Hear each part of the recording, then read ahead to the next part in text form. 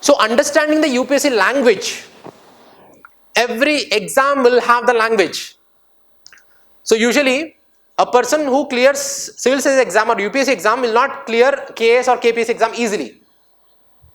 A person, so see, there are examples where a person who didn't clear FDA exam have cleared the CSE exam, because every exam is different. It will have its own language. You have to understand that. Okay.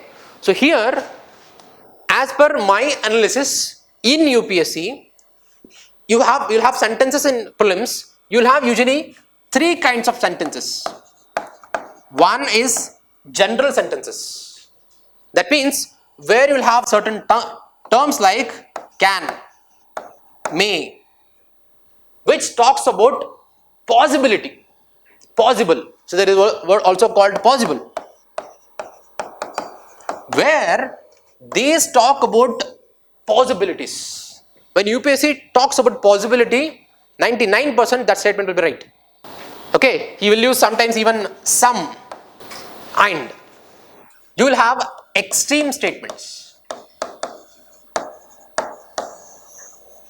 where he will give assertive sentences.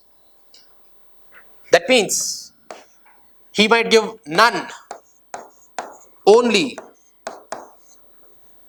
or sometimes he says instantaneously, where they talk about some extreme meaning, assertive. No, this is right. He'll say like that. So such statements, be cautious. More than 90% of the times, these will be wrong.